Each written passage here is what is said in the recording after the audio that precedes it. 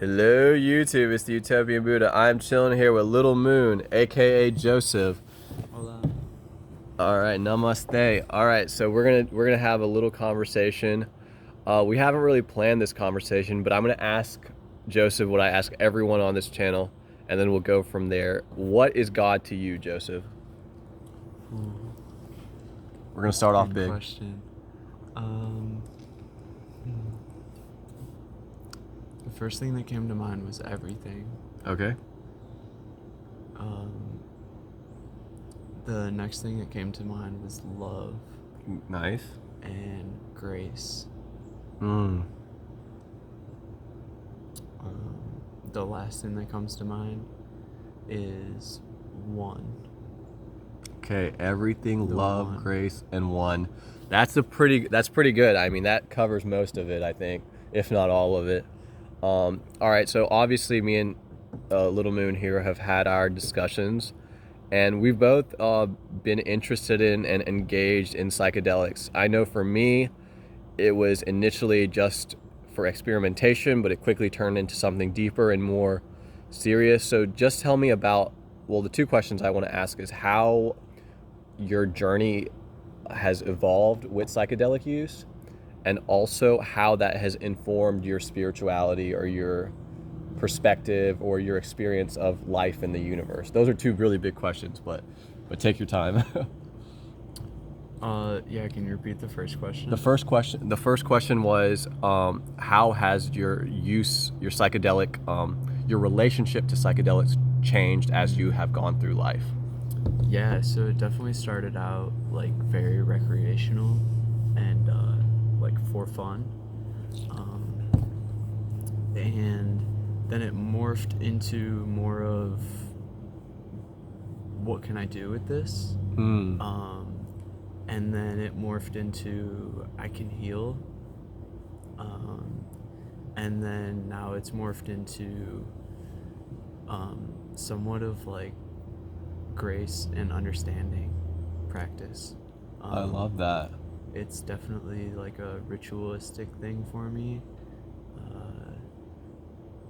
I like to call it a sacrament as well. Mm-hmm. So I definitely treat it in that sense.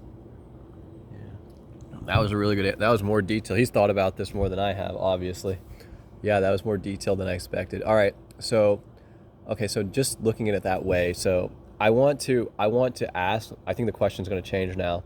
I want to ask what specific experiences while on psychedelics did you go through to give you this new and more sacred and honoring perspective of psychedelics? Like, what were those experiences, and can you remember them, and can you explain them?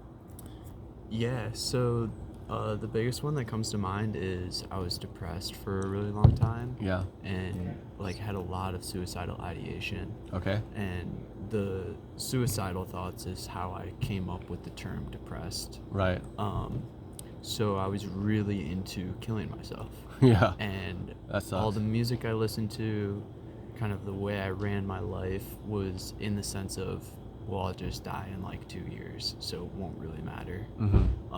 I had a couple dates picked out where it was Wow. like, well, if I just do it, then I won't suffer all of this pain that I'm feeling. Right. And the mushroom kind of took me, and it kind of showed me like, this is not what you really want. I love that. Yeah. I liked it, this kind of quote where I was seeking death, but I was seeking the wrong kind of death. Deep. I needed a spiritual death, Yeah. or a spiritual awakening, versus killing my body. Right. Like my body wasn't necessarily the problem. It was who's running the show inside. The ego. Needed some fine tuning. Yeah. You know, to say like, well, yes, like there's a suicidal thought, but does that make you really want to kill yourself, or Right. can you see that thought and go, nah, like that's not I'm really good. Yeah, like that's not really what I'm after anymore. Yeah. You know. Interesting. So Yeah. that's great. So you would say that psychedelics got you in touch with your something deeper within you. Interesting. Yeah, and I think they showed me like where those root causes were, which was a big one for me to find out like I kept asking like why do I feel this way? And it was like, well, look at this thing that happened in 3rd grade, and like it's an honor receiving those blessings of like, when things occur and how they transform into now you're sitting here at 23 going, damn, when I was in 3rd grade and that girl didn't like me and it broke my heart, I never repaired that heartbreak, so now when I see girls, it's like what, like, I'm still playing out that 3rd grade heartbreak versus knowing now like we're a lot stronger than we were. Absolutely. Or using some type of metaphor to keep me pushing forward. Right. Yeah, absolutely.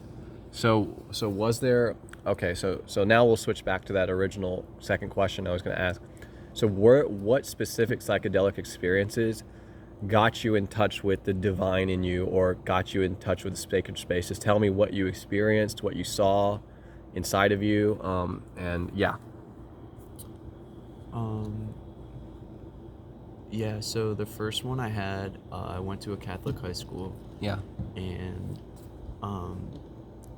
Mother Mary, we had a Divine Mercy Chaplet basically every Wednesday. Okay. So every Wednesday I would go to this Mother Mary chant, and it was about an hour. And I was 16 years old, 15 or 16. Wow. And I pretty much gave Spirit an ultimatum. I said, like, if you don't show me, like, anything, there's no point to me running through this course of life. Right. Like, I was in such a bad spot, meaning, like, my suffering was so deep and so high that I couldn't really see a reason to go through it. Right. So I was like, show me, like, one thing that's, like, because you're not, like, I didn't feel any connection to that at all. And I had a really great vision of Mother Mary. Wow. Come down. And I smoked a little bit of weed before. Okay. But that was really the only psychedelic I had done. I had maybe done mushrooms once or twice before that. But I definitely wasn't on any, like, mushrooms during that experience. Right. And the words that were used, like, from that form from her were, I see your pain. And it was a compassionate way to say, like, yeah, dude, like, you're hurting. I love you. And I love you. And that to me was like, oh, so, like, one, we definitely move on when we die. Like, right, this for isn't sure. This isn't it. This isn't it. And that gave me a lot of hope. I love that, yeah. It also kind of put a little bit of juice into me to say, like, what are you doing? Right. In this life, because you're gonna wake up on the other side one day and look back, know.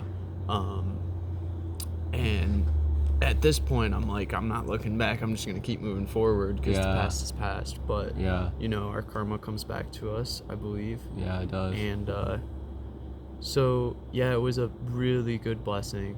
It was a lot of love that came through, and it kind of showed me that, like, nobody needs, like, pain. People need compassion. They need love, yeah. And they need love. And that love doesn't really come from any place of, like, need. It just comes from, like, here you go. Abundant, overflowing. Yeah, because it was like, I see your pain, and, like, it allowed me to, like, really say that, like, this pain does hurt. And that was something that I didn't talk to anyone about either. Right. So that, like, this pain is real. It is real. For her to say it was real was even more real. Yeah.